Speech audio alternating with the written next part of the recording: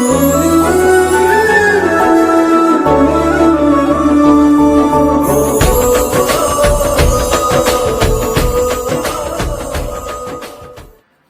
నమస్కారం. నా పేరు నిత్యశ్రీ. నేను ఇప్పుడు ఉగాది పండుగ ప్రాముఖ్యత గురించి చెప్పబోతున్నాను. ఉగాది అనేది మన తెలుగు నూతన సంవత్సరాది. ఉగాది లేదా యుగాది అనే పదాలు సంస్కృతం నుండి వచ్చినవి. యుగ అనగా కాలమని, ఆది అనగా ఆరంభం అని అర్థం. చైత్రమాసం మొదటి రోజైన చైత్ర శుద్ధ పాడ్యమి నాడు ఉగాది పండుగను జరుపుకుంటాము. ఉగాది రోజు కొత్త పనులను, నిర్ణయాలను ప్రారంభించే సమయం అని నమ్ముతారు. ఉగాది పండుగ రోజు చేసే పచ్చడికి ఎంతో ప్రాముఖ్యత ఉంటుంది. మన జీవితంలో అన్ని అనుభూతులు ఉంటాయని తెలిపే విధంగా ఈ పచ్చడిని షడ్రుచులతో, అదే 6 రుచులతో తయారు చేస్తారు. ఇది మనకి రుచులతో పాటు ఆరోగ్యాన్ని కూడా ఇస్తుంది.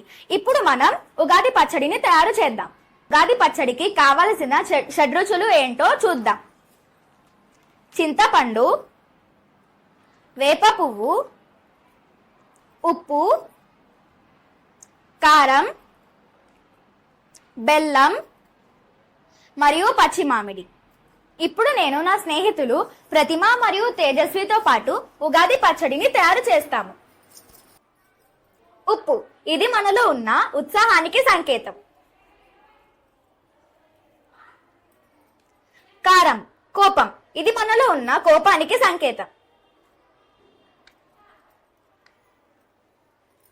మామిడి, వగరు, జీవితంలో ఏర్పడే కొత్త అనుభవాలను ఎదుర్కోవడానికి గుర్తు.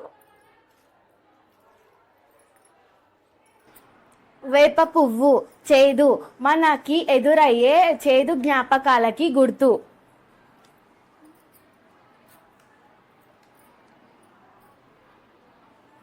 చింతపండు, పులుపు, కష్టకాలంలో నేర్పుగా వ్యవహరించే తీరుకు గుర్తు.